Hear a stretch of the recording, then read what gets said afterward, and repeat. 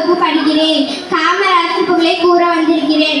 கல்வி கண் திறந்த காமராசர் விருதுநகர் 1903 ஜூலை 15 நாள் பிறந்தார்.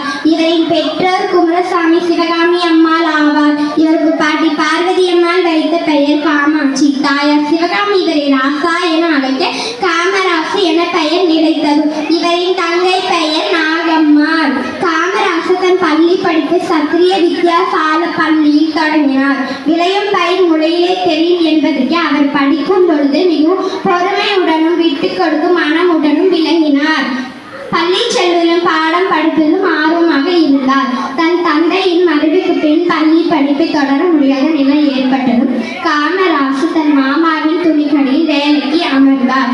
தேச தலைவர்களிலும் சொற்பொழிகளிலும் அரசியல்களிலும் சுதந்திர போராட்டங்களிலும் ஆர்வம் காட்டினார். காமராசர் ஆட்சி காலத்தில் தமிழகத்தில் பள்ளிகளின் எண்ணிக்கை 27,000 ஆனதால் அவரின் இலவச மதிய உணவு திட்டம் இன்று உலக அளவில் பாராட்டப்படும் திட்டமாகும்.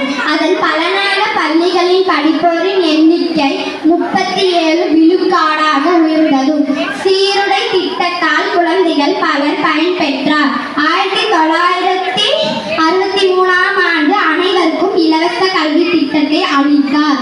அறியாமல் இருண்டு கிடந்த தமிழகத்திற்கு கல்வி ஒளி ஏற்றி கல்விக்கண் திறந்த காமராசர் ஆசிரியர்களுக்கு ஓய்வூதிய திட்டத்தை ஏற்படுத்தினார்.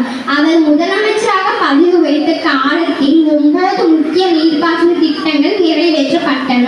அணைகள் பல கட்டப்பட்டன. அவர் காலத்தில் நெய்வேலி, பழுப்பு, நிலக்கரி நிறுவனம், பாரத மிகு மின் நிறுவனம், மணலி, சென்னை சுத்திகரிப்பு நிலையம், ரயில் பெட்டி இணைப்பு தொழிற்சாலை, மேட்டூர் காகிதம் தொழிற்சாலை, நீலகிரி புகைப்பட சுருள் தொழிற்சாலை போன்றவை தொடங்கப்பட்டன. குந்த மின் திட்டமும் நெய்வேலி ஊட்டி வெப்ப மின் திட்டமும் காமராசரால் நிறைவேற்றப்பட்டவை.